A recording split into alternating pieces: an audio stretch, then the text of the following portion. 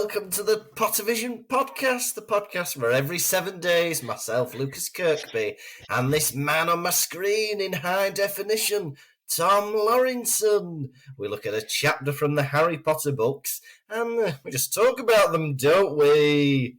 This week, we're on episode 87, chapter 30 of The Goblet of Fire, the Pensieve. We've been very pensive, haven't we, Tom, thinking about this connection we've got? Yes. Now, I'm not talking about the, friendly, potentially romantic connection Tom and I have. We're talking about the internet connection. Yeah, but the problem is we've not done a good scientific experiment, because with a scientific experiment, you're supposed to only change one thing. But you've deleted all the old episodes off the memory, and I'm on a tablet, and somehow it's a lot better, but we don't know which one did the trick. Listeners, my co-host is a tablet. Am I living in the future? Yeah, it's very good. You're extremely clear. How have you been? All right, all right. What have I been up to? I'm in London at the moment. Oh, he's in London. What are you doing in London? London. Down here for some work. Oh. Can you reveal any more? Is it a secret? Doing some writing for some radio show. Oh, that's exciting. Oh, yeah, I saw you giving peace in a picture. Peace to all men. Yeah. Not women, though. Where would you... Women, fight it out amongst yourself. I was writing just for the day on a radio show called DMs Are Open, which was a lot of fun. Yeah. So is that you writing in a group? Well, we had to pitch ideas for sketches, and then we wrote them individually. Oh, that's what we like. Because although we both write Pottervision, we do it very separately, don't we? We don't sit down and do it together. Yeah. Yeah. And then we vibe it out, don't we? Yeah, exactly. Workshop it. But it was funny. So the radio show is going to be recorded on Wednesday, and I'm going to be on it too. I'm going to be performing my sketch. Oh, fantastic! Picking up a penguin, and who knows? Will my sketch air or will it be cut? Oh well, we'll look forward to that. What channel is it on?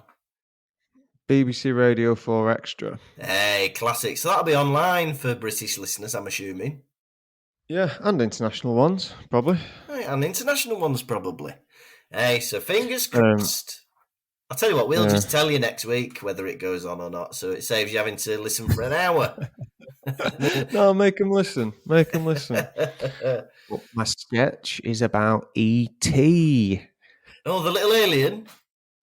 Because as we all know, E.T. has turned 40. No, is that film 40 years old? Happy birthday, E.T. Happy birthday. We love you. Bloody hell, he's 40. No, yeah. Let me tell you this. So I decided to drive down to London. Yeah, that's fun. Isn't that interesting? Yeah. Hey, what was it like without me? Because you had me last time, didn't you? Harder without you. Yeah. I'm very entertained. I made a Lukas. What happened was, I'm driving down there, yeah, and so like Google Maps, sometimes it gives you an option for a quicker route. Yeah. So I see it flag up, quicker routes available, press green, whatever. Takes me off the motorway. I look at the time. It's gone up. It's added an hour to the journey.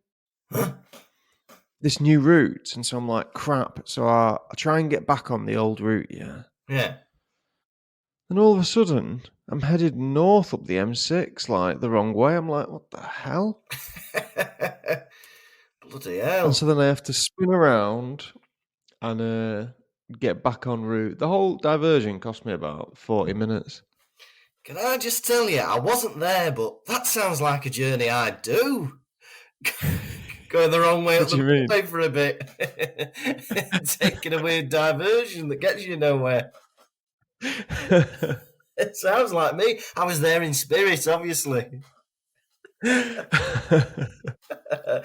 Well, sometimes Google Maps offers you a route that it says is slower. And it's like, hey, here's an alternative route that's 30 minutes slower. Do you want that?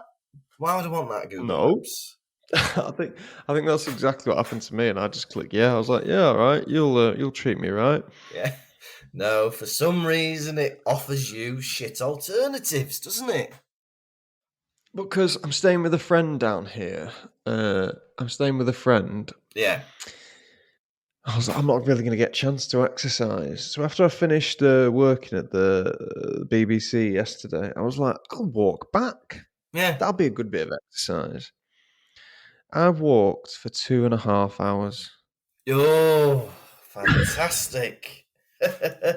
I've been walking loads. I've been walking to, so I'm in a little village at the minute where Martina's family live, and there's a town, but it's about an hour away. But I've not got my car, have I, in Germany? So I've been doing lots of walking, and I don't know if you can tell, but I've got like a tan. No, I can't tell. You can't tell, and I got a bit. It's like 'cause You- it's really hot. I got a bit of not sunburn, but I've got a bit like dark around my neck. You look good with a tan. You look like a little Portuguese man. Yeah, I do. Portuguese man, that's me. As I've been walking up and down to the town, everyone's been saying, buongiorno. Oh, that's Italian, isn't it? They think I'm Italian. Those racist Germans. He's Portuguese. Come on, I'm Portuguese here. Yeah. Yeah. Are you all settled in then? Do you have all your credentials, your bank account, your insurance, your medical insurance, all that stuff? No. The problem is, in my head, I thought I'd be able to get it all sorted when I'm here. But apparently, I need to go to the German embassy in Manchester in person and fill out a form there. So I'm going to be doing that in July. And then I'll be able to do everything. During your stag or the day before your stag? During the stag, I reckon. I think while you're on the speedboat, I'll just pop down to Manchester for the immigration meeting. Woo, woo, woo, woo. I'm hoping it'll be like that, the speedboat. Whereas realistically, it's just going to be going at a moderate speed down the Thames. But I'm imagining like Pierce Brosnan in that James Bond film. Oh, going over a couple of boats. It's going to be going fast. Is it? Yeah, I think you've got to wear waterproof clothes. I think they provide them, but they're going to Hey, it's going to be that. chuggering. Ooh, splash of few tourists. Whoa! We're going to have to... If Alad falls out the boat, me and you are going to have to grab his legs and hold on to him. Well, that won't be hard. They're dead long, aren't they? His head will be underwater. And stand in the Thames. Hey, look at this. Stand in the water.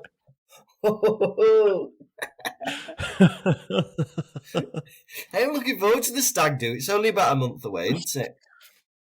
God, yeah. It's like a month away today. Yeah. It's going to be good fun. I'm looking forward to it. I know. Hey, but I tell you a funny story. I saw an improv gig advertised in Withington, right? And it's for like next week or something. And Comedy Sports that I used to be a part of, they're guests on the thing. And there's like, on the poster, there's like a black and white sketchy versioned picture of the main improv group that hosts the night and then one of Comedy Sports, right? So I glance at this picture and I notice that I'm in it, right? And I think, well, whatever, it's an old Comedy Sports picture, don't matter.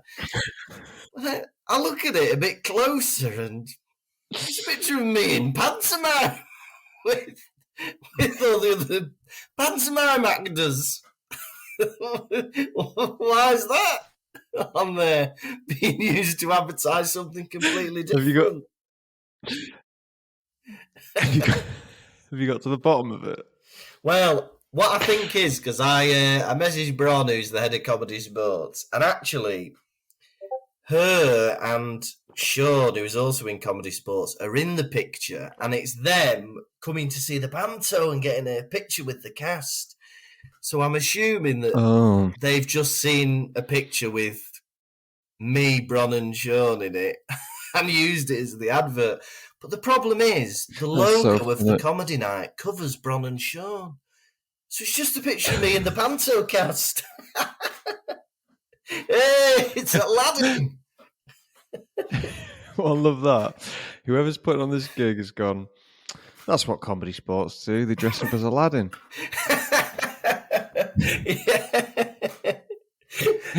In reality, they wear PE kits and do improv shows, but hey, they dress like they're from ancient China. That's what they do in their improv show. Ancient. Is that where Aladdin set? Ancient China? The pantomime version is, set in old Peking. But obviously the Disney version's set in Arabia. Do you have any more news? Yeah, sure. Do you want to guess what I had for my dinner yesterday? Oh, I'd love to. I reckon for your dinner, was this in London? Yeah. You're on your holiday, so I reckon 3-course meal at Harvester. Oh, I wish. I wouldn't even know where to find one in London. No. All right, second option then, chili con carne. Oh, I wish. It was a meal deal from Tesco. Oh, I should have guessed that one. What did you have? What were your elements? Little wrap, like a chicken, maybe a southern fried chicken wrap or some kind of ranch chicken wrap or something like that. And then I had Dr. Pepper for drink, because if you're fancying a cola drink, or a drink that looks like a cola at least, that is, a lot less calories than a Coke, get a Dr. Pepper. It's 150 calories for the bottle. Fantastic. I think one of Martina's revelations living in the UK was Dr. Pepper. She loves it. Oh, it's so misunderstood. Can you guess my snack? Oh, I reckon you've gone for 2 Scotch eggs. But listen to this. I got, as my snack, a pepperami. Hey, which flavour? Guess. Red flavour. I cannot tell a lie. It was red flavour. Hey! I went middle for diddle. He's not gone black. He's not gone green. He's gone red. I wonder if they've got a German version of the pepperami. Well, I don't know, because I was very upset one day when I ordered from Germany a pepperoni pizza. And pepperoni is not what we think of as pepperoni in Germany. In Germany, pepperoni is green peppers. So I got this pizza that just had cheese and tomato and then green peppers on it. If you want a pepperoni pizza, you've got to ask for salami pizza. Right, Germany, I'm going to come over there and I'm going to throttle everyone in Germany, because we all know pepperoni is a type of sausage from Italy or Spain or whatever. Yeah. We want slices of pepperoni sausage on a pizza. That is pepper pizza you're describing. I know. You're describing bell pepper pizza. I know. That was the worst day of my life, when that turned up. Because I think it was really late at night and we were really hungry. You've had an easy life. And it took ages for this pizza to turn up, and it finally turned up. I was like, hey, pepperoni pizza! And I open up the bloody thing and it's got green bits in it and no pepperoni at all. Martina's family's looking at you. I'm not too sure about this guy. Hey, pepperoni pizza! What's all this? Hey, pepperoni pizza! There must be a mistake. What have you got in yours, Martina's mum? No. Martina's mum. Let me tell you something funny. Once, me and Lucy went to a restaurant or like a dessert restaurant called Cake Away. Oh, I like that. Cake Away. Yeah, you go, you order a cake, you take it away with yourself. Cake away. Yeah. So, but this place, they did not know how to make cakes. Like, it's like kids making cakes. It was like, like a kid makes you a meal out of toys, and you're like, lovely, thank you. It was like that. So we ordered our cakes. I ordered like a Willy Wonka cake. Of course I did. It was like the Willy Wonka cake. It's got sweets on the top. And Lucy ordered. Yeah. Lucy ordered a red velvet cake. Yeah. Whoa. We get back. Got the bag. Pay for it. Right. Go back to mine. Open it up. I get mine out. Yeah. It's got to be the Willy Wonka cake. It's got all the sweets on top of it. It was like a crap sponge with sweets on the top. You're like a candy bracelet. Yeah, Lovely. yeah. That's good. Willy Wonka makes dolly mixtures. We get her cake out, and it looks nothing like a red velvet cake. That she opens it and she looks at it and she goes, "Where's mine?"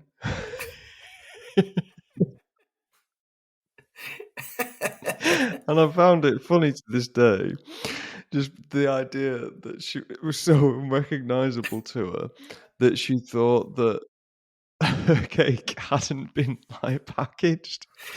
And if you think of a red velvet cake, you think it's like, red chocolatey icing with like, red chocolatey sponge with like whitey red icing on top. Yeah.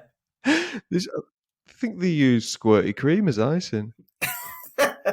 That'll do. But where's mine? Where's mine? That's what I should have said with the pizza. The green peppers in it. Where's my pizza? Hey, pepperoni. Where's my pizza? Where's my pizza? Hey, pepperoni pizza.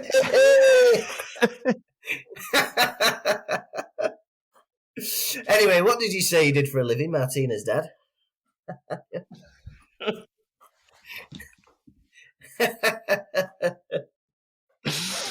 Shoveling pepperoni pizza into his gob.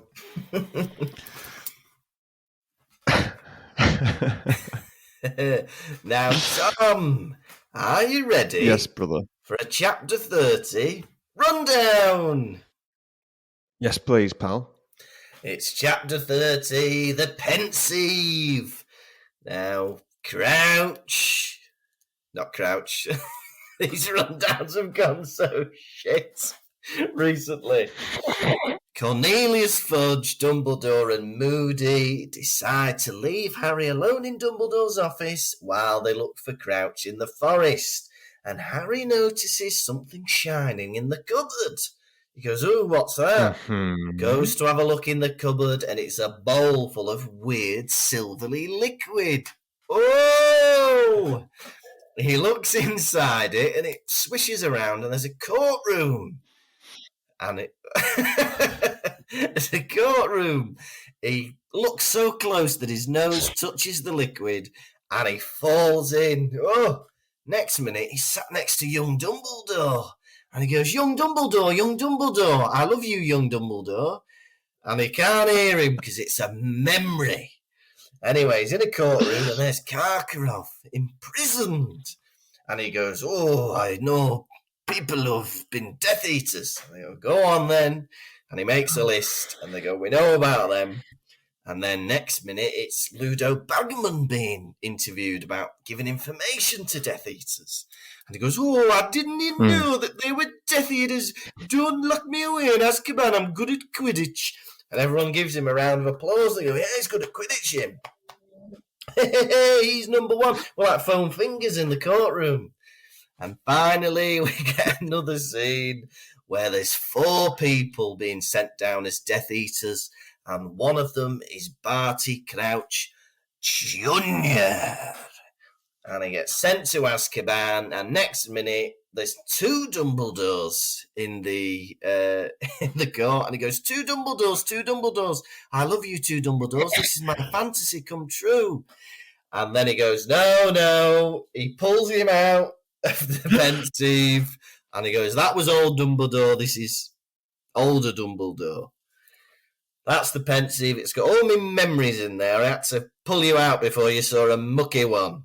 And that was the end of the Pensieve. What a chapter. What a chapter, by the way.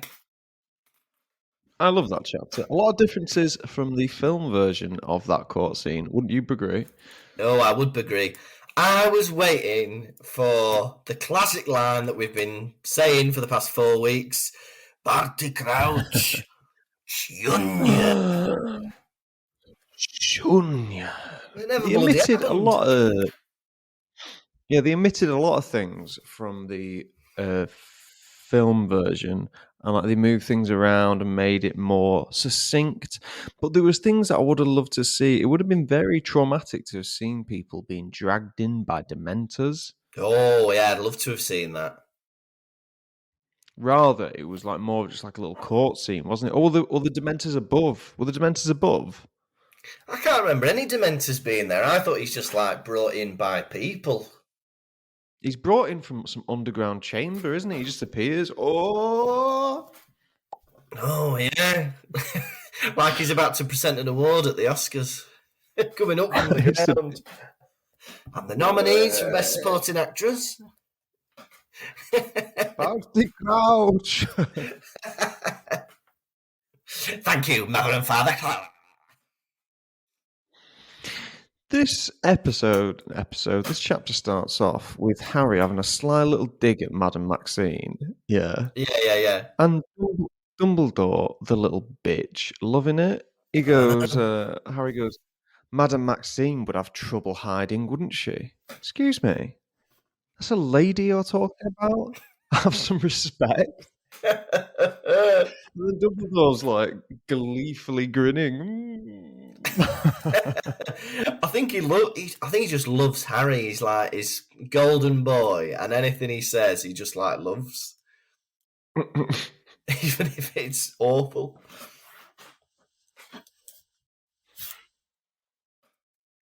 He's a curious boy, isn't he, Harry? Like, starts to have a route round Dumbledore's office. Well, he's not fazed at all that he's been left in there on his own. That's mad, isn't it? Like, all the teachers have gone, leaving him on his own in Dumbledore. And this is not just a headmaster's office. This is Dumbledore's apartment. This is his, like, private living quarters. It's his studio, right? Yeah. He's got his bed in the corner, ensuite bathroom. Well, hasn't even got a bloody bathroom, has it? Because he has to walk about at night. Does he live in there? Well, I'm assuming so. Where else does he sleep? I don't know. Does that mean Snape sleeps in the potions room? You can't be telling me they've all got like a bunk barn outside of the school where they all sleep together. Wait, does Snape have an office? Does Snape have an office as well as the classroom? Yeah, he does. Yeah, I think it's attached, but he's definitely got his own office. Yeah, a bit unnecessary, all that, isn't it? I know. Well, especially for how many kids there are. He can do his marking at the desk in front of the class. I know. Because it's only him that uses it. It's not as if it's a classroom used by other teachers. So if he's got a spare lesson, he can just sit in his class, do the bloody work. Yeah, I hope on a... Hang on. No, it made me remember that my university lecturers, like, they didn't have to sit in the lecture theatre. They had like a little office you could go to, didn't they? Yeah, exactly. Yeah.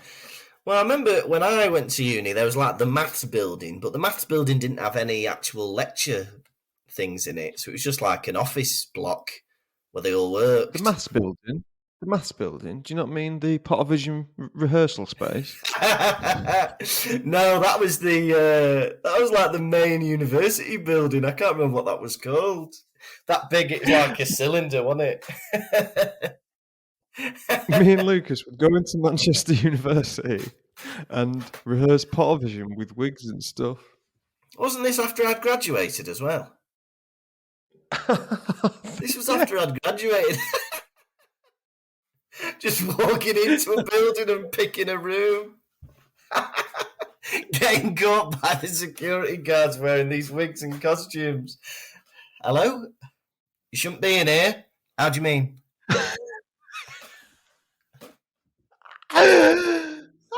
Which students? Students of what? Magic. We were caught by security, so funny. There's no course we offer at this university that warrants whatever this is. Alright? How do you mean? Holding a wand each. I'm in a straw boater with a wand. How do you mean? For one, you're both in the same extra large hoodie. You've got a bald cap on your head. What's that all about? How do you mean? I mean what I said. I'm Osama bin Laden. Right, get out. What are you doing? And then we go downstairs and we're eating lunch in the canteen like we weren't there. We didn't even leave the premises. We just had some dinner. Oh, never mind. Let's get some dinner in the canteen. You having your usual, boys? Yes, please. The cheek. Honestly, you can walk into universities and do what you want. Well, I remember there used to be some old guy who used to just come into the lectures, and he wasn't even a student. He just liked learning about maths. But they never took a register or anything. So this bloke just was like coming in, sitting at the back and listening. Why not? Why not? Why not? It's only cost everyone else $9,000.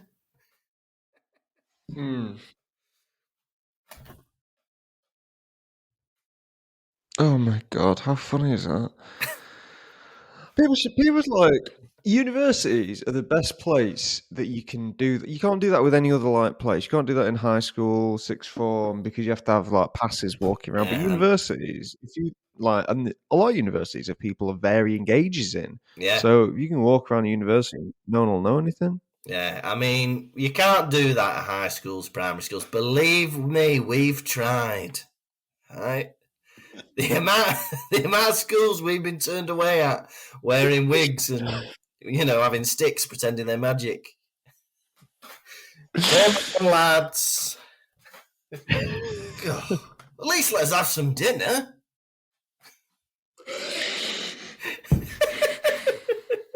Side of primary school canteen. Budget, lads.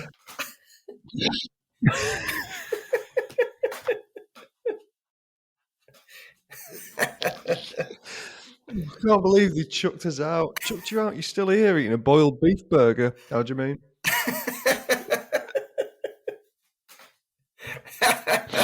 How do you mean? Hey, pepperoni! That's not yours. Hey. Do you know, in Germany, these would actually be green peppers.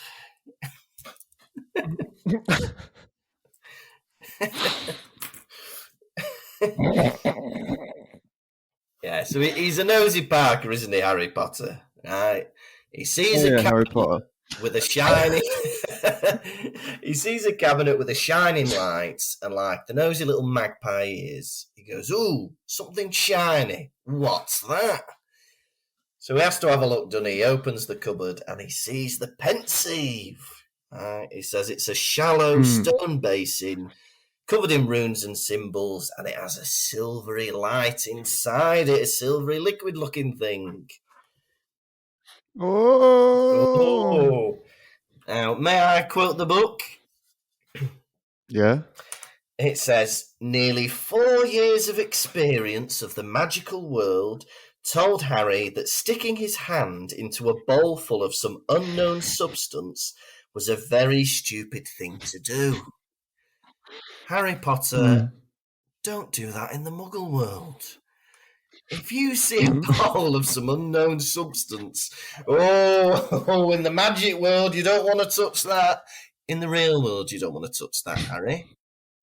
Don't worry, it's the Muggle world. Imagine. Bloody hell. Mrs. Dursley. Dudley. Mum, is the gazpacho soup almost ready? Almost. Let me just go check on it. Turns around. Harry's got his hand in it. Oh, This is why you stay in the cupboard. Right?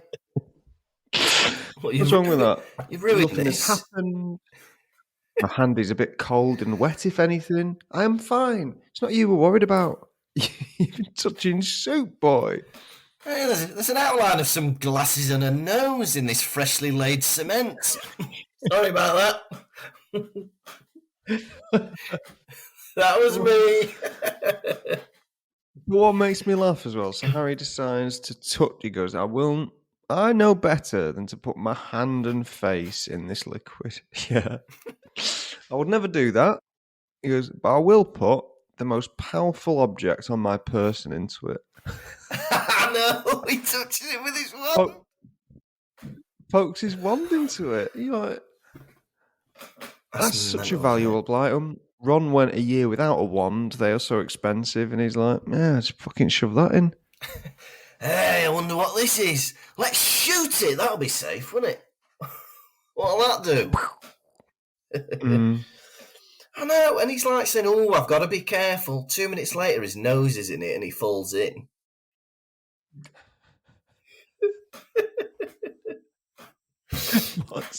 What's this outline of some glasses and a nose in the cement? I'm just picturing Harry cemented over glasses. Yeah. Not me. I think it was you.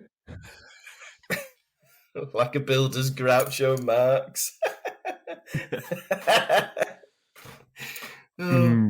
So he falls in, he's in a courtroom, and he finds out that he's sat next to Dumbledore in the courtroom. And he wants to see if Dumbledore's real. And it says that he waves his hand energetically at Dumbledore's face. Hey, why stop there? Flick him the V's. Pull a Mooney. You've got to make sure he can see, yeah? Tap him on the shoulder. You don't bloody do that, do you? The amount that you mention Moonies, I really think you find Moonies one of the funniest things in the world. There's nothing funnier than a bare bottom. Especially with the only reason that you can see it is because that it wants to be seen. It's no accident. Somebody has bent over, pulled their trousers down just to show you. Hey! Everyone's got one, but this is mine.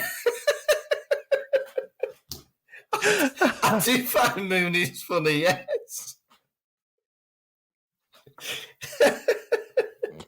I admit it, Your Honour. I admit it. That's not what you're accused of. I'll pay the bargain fine as well, but I love Moonies, Your Honour. Do you know that someone once died falling out of a window, like doing a Mooney out of a window? That's not true, is it? It is. Out of a building window or a car window. A building window. Car window. Bloody hell. This guy in car windows, rat racing, a podcast. You're going to have to give me a minute.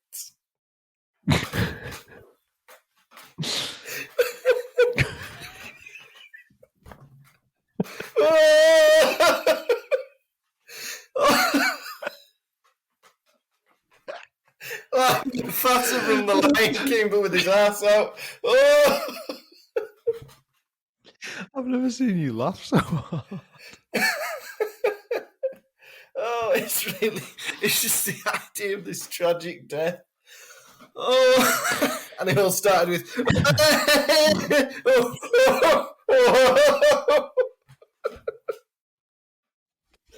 Oh, it hurts. Oh. Yes, I find Mooney's funny. It appears Harry has travelled through time. Yeah, he's gone backwards, hasn't he, the dirty lad? I don't think anything's going to be funny now after that. No, that's the end. We'll see you next week. I think we've exhausted ourselves. Yeah, we have. The Pensieve is a lot of fun, though. You can store a memory in it and then relive it whenever you want, can't you? I'd love one of them because my memory's terrible. Like my childhood memories, I kind of know that things happened, but I don't remember being there. It's really bad. My memory's really bad. I'd love to have a Pensieve. You don't dwell on the past. No, I live in the present and the future. You're always looking forward.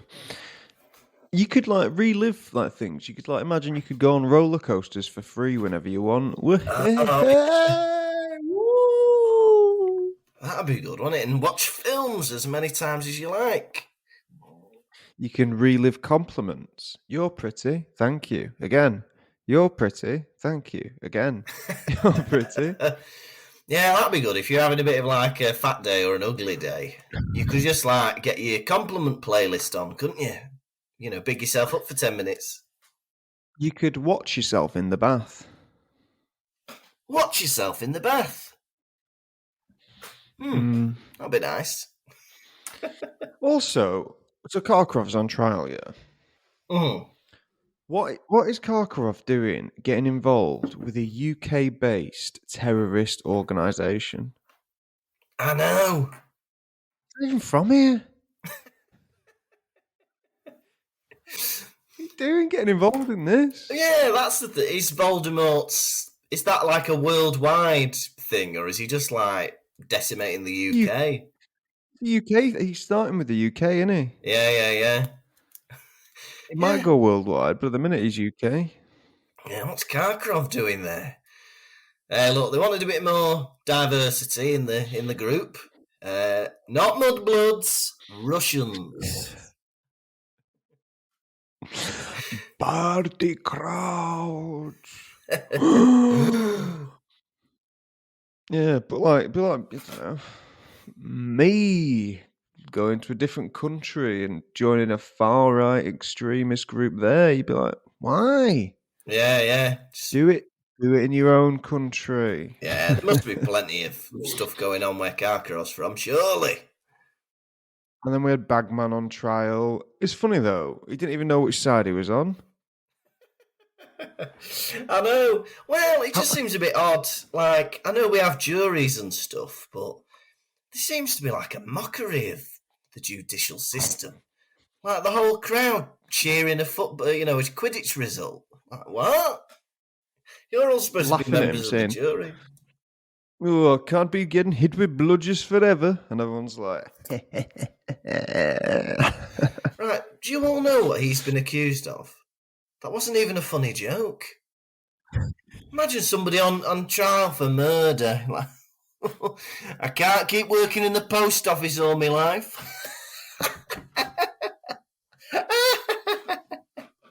Let him off. He's funny. You gotta admit he's funny. Let him off, Your Honour. Let him off. So, bless him.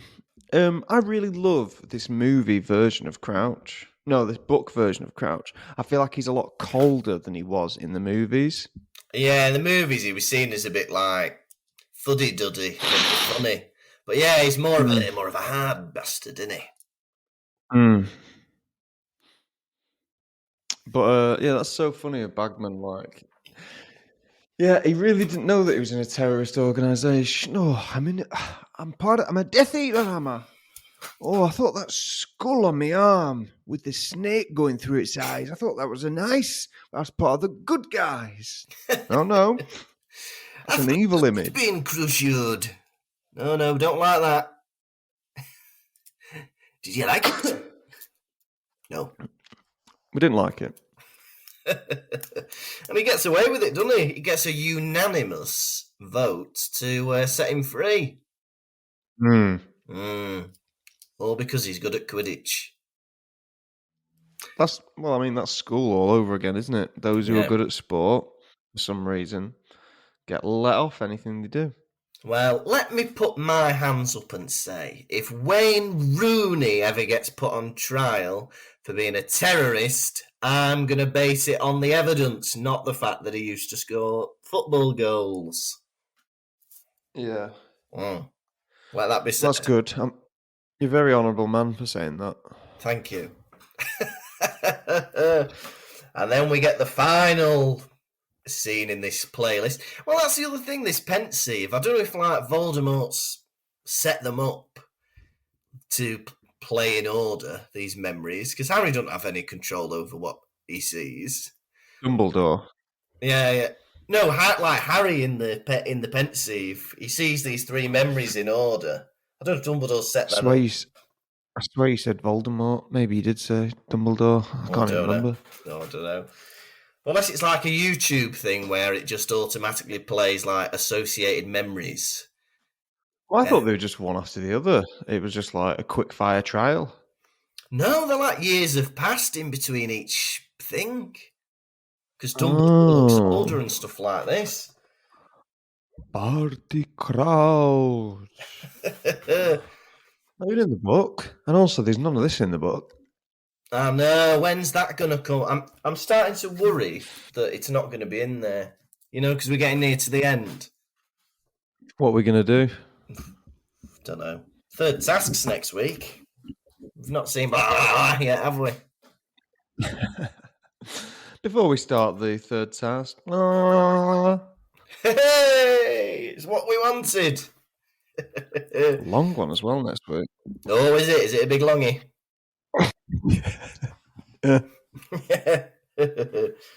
Hey, but we're getting a lot of juicy info, aren't we? We get confirmation that Snape was actually a Death Eater. I don't know if that's been officially confirmed yet. This is going to put fuel on the fire to Harry's assumptions that Snape continues to be evil more than ever. Yeah, 100%. Yeah. It's been confirmed he was a Death Eater. And Dumbledore has changed. Well, thinks he's changed his ways.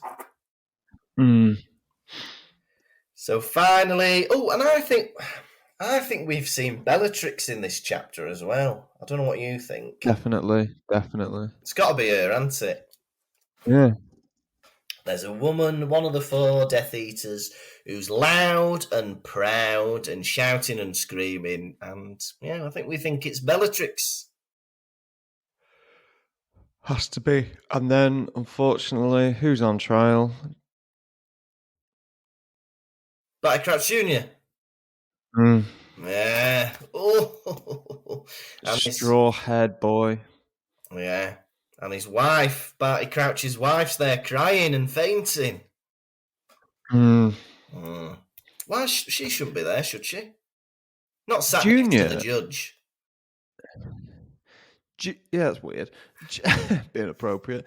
Junior is so much more pitiful in this book. Yeah, he is. Kicking and screaming, pleading, trying to fight off the Death Eaters. As we all know, in the film, he's a lizard. Yeah. I don't think I need to do the impression. I will.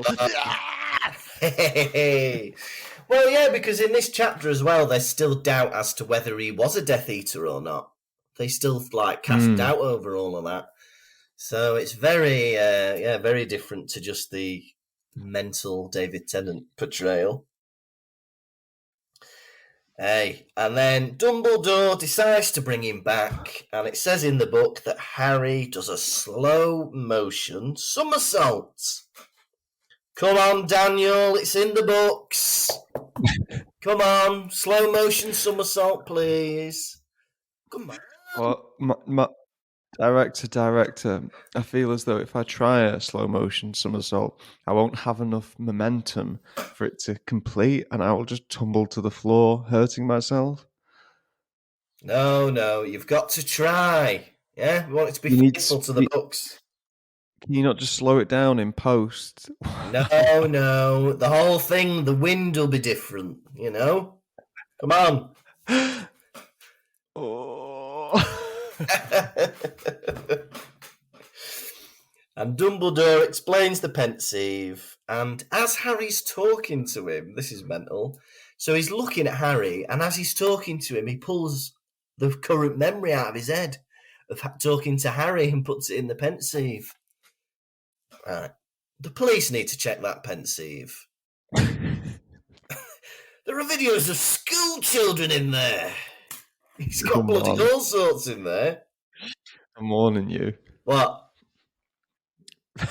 Insinuations. I'm not insinuating any. Well, you know, it's just a bit weird. Someone talking to you and going, "Oh, I want to keep this memory."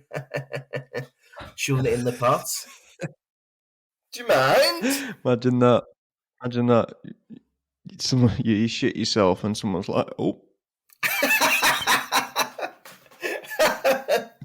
Oh, you'd hate it, wouldn't you? Something embarrassing, falling over. Everyone. Imagine. Yeah. Malfoy beating a kid, Lukas, all his friends happy slapping. Lukas, you're getting changed backstage, and the theatre director walks in. Oh.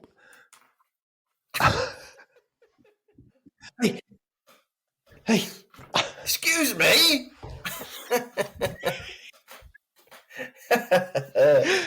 A man covering his nipples when he's caught naked is so funny. Oi! Cock and bollocks on show. The nipples are covered. Oh! Cock and bollocks drooping down. Hey, don't look at these. Hey, my eyes are here. Oi, eyes are here. Don't look at the nipples. Cock's down there. Anywhere but the nipples. And Dumbledore and Harry have a heart-to-heart. I found this interesting. There was a few things about Harry noticing how old Dumbledore looked, and that he didn't notice before how old and vulnerable he looked. What did you think about that? I don't know what. Well, sometimes you take for granted how you just think an old person will be old forever, don't you? And then you're like, oh, actually, it's an old fogey.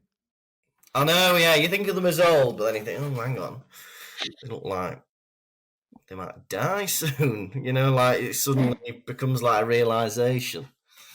Yeah. And I suppose, Harry thinks of Dumbledore as this kind of evergreen magic man who's always going to be there, but he's an old man. Apparently, I looked this up. He was 115 at his time of death. A baby. A little baby. But wizards, I did a bit of research this week. It said the wizard life expectancy is 137. So, young for a wizard. It's mad that. Why are they so much more like living a lot older than us? I know. Yeah, because what is doing that? Is it magic that makes you live longer? What's the deal? Yeah, makes you think though. Like, so what's he called? Mad-Eye Moody was sat next to Dumbledore the whole thing, and Barty Crouch Jr. can do an excellent impression of Moody, having met him never. Yeah.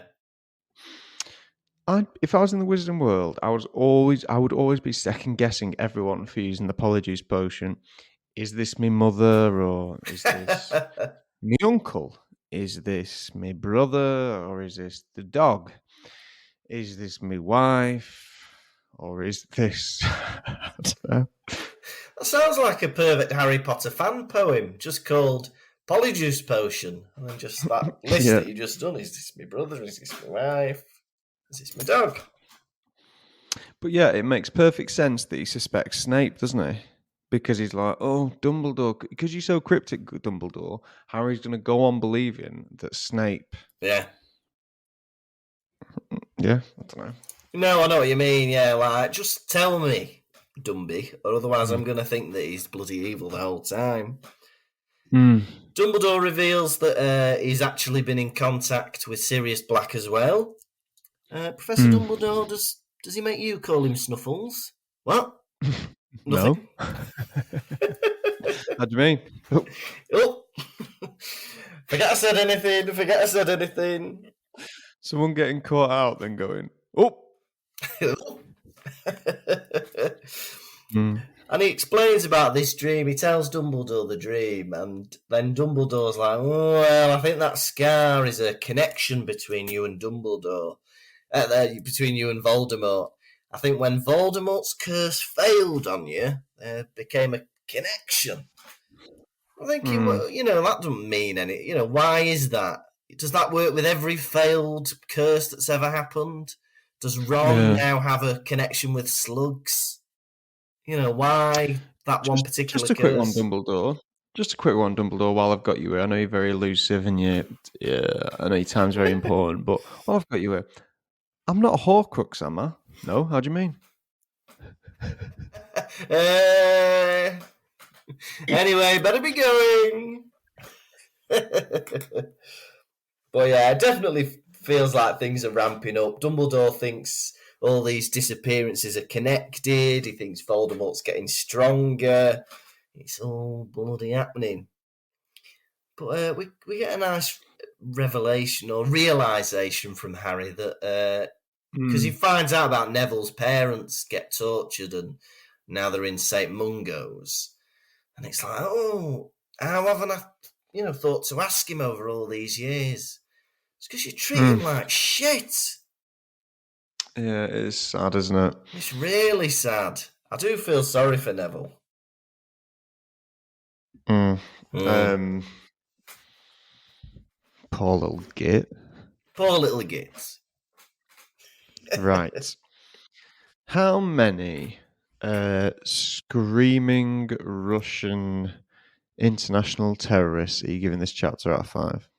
This was a big improvement on last week's Nothing chapter. We get the Pensieve. I feel like we've not been introduced to any new magical thing recently. Last year we had the Marauders map the firebolts. Other years we've had the Sorting Hat, Forks, the Mirror of Erised, the Invisibility Cloak. And I haven't had, some of that this year. So it's nice that we've got the Pensieve. It's exciting. I like that we get a lot of drama. We learn who Death Eaters are. We learn about Neville's past, Karkaroff, Ludo Bagman, Snape's a Death Eater, Barty Crouch Jr. Very exciting. We get a tete-a-tete with Dumbledore. I really like this chapter, and I'm going to give it 5 Russian international screaming secret terrorists out of 5. Right. For me, this chapter has a really good rating, by the way. Thank you. For me, this is more of a delve into the adult wizarding world, right? Harry's seeing how serious everything is. Oh, right, it wasn't just Voldemort's a baddie and then they caught him. They're seeing how the Ministry dismantled Voldemort's network of evil, right? And all the weight that went with that. Karkaroff not bearing to be in Azkaban anymore, so he'll give away anyone. Barty Crouch Jr., the horror of being sent there, and the coldness of Barty Crouch Sr., being able to send his son there. Who agrees with me? Send him down. Whee! I loved it. This chapter was very, very adult. I'm going to give it a matching 5 screaming international terrorists out of 5. Oh, from 0.5 to 10 out of 10. What a chapter. Right. Are you ready for quiz? Yes. Quiz, quizzicky, quiz, quizzicky, quiz, cool. Gonna ask you some.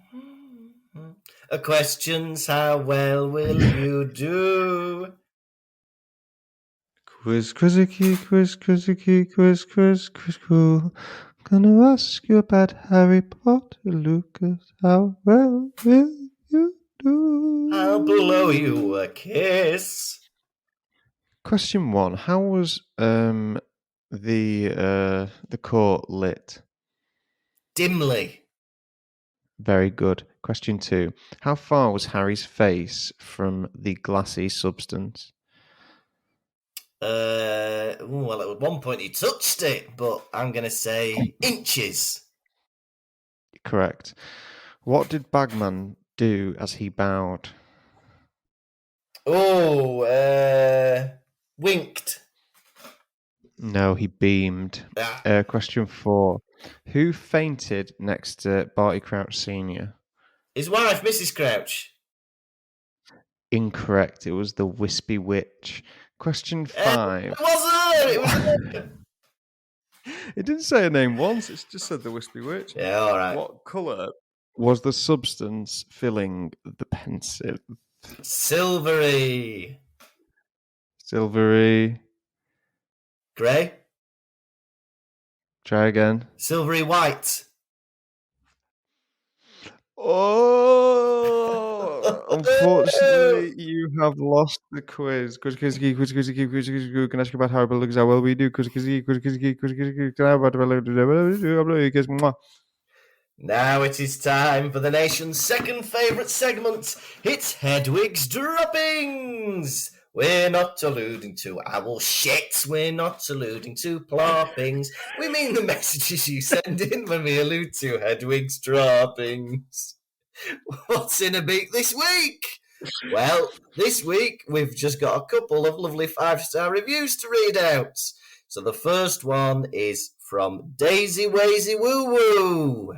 So Daisy Wazy Woo Woo says, the Pottervision boys are magic.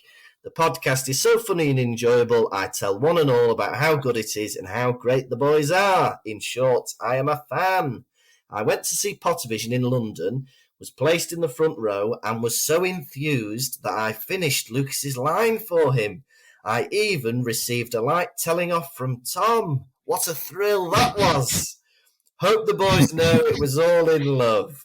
Can't wait to see them again with no interruptions from me and see what else these talented guys get up to. So thank you very much, Daisy Wazy Woo Woo. That's nice. Thank you, Daisy Wazy Woo Woo. And finally, we've had another 5-star review from Mess Taken. They say, hysterically funny and very enjoyable. Discovered this pod a couple of weeks ago and haven't stopped listening since. Every opportunity I'm listening, trying to catch up. Highly recommended. You'll laugh out loud. 5 stars to Pottervision. Oh, heaven! We must be close to 100 reviews. Well, can I just say, on Spotify we have 99 5-star reviews, and on iTunes we have 98 5-star reviews. So, yeah, and I think we must have some on some other international versions of iTunes. oh yeah, so altogether we've probably got about 3,000 or something. About 1 million, I reckon. About 1 million, I reckon. That was Hedwig's Droppings. This has been the Pottervision podcast. Thank you so much for listening. As always, we've got shows coming up. We're going to be at the Edinburgh Fringe from the 4th till the 24th of August. And we also have a preview in Manchester on the 28th of July. All the tickets are available at pottervision.com. And we're also exciting. We're currently booking in dates for our tour next year. So if you want us to come near you, maybe get in touch and see if we can come to somewhere near you. But we've already got a load of exciting dates booked in. If you want to support us even more, we're on patreon.com/Pottervision. There's loads of bonus stuff up there. It's bloody great. And finally, yeah, you got. I was going to say, you got to consider that Patreon. Like, when Wikipedia says, "Hey, you've been using us. Will you give us a bit?" Think of it like that. And there's loads of bonus stuff. There's over 30 bonus episodes. There's the live show. You can get key rings, stickers, signed posters, personalised thank you messages, a video of me and Tom going to the Forbidden Forest experience, for goodness sake. Loads of good stuff. Patreon.com/Pottervision. Next week, we are on Two Fat Ladies, episode 88, and it's chapter 31 of book 4, The Third Task. You have been Tom Lorry. And you have been Lukas Eugene Kirkby. Goodbye. Pottervision. Thank you for listening to the Pottervision podcast. The music was performed by Jack Evans. If you'd like bonus content and to support the show, you can visit patreon.com/Pottervision.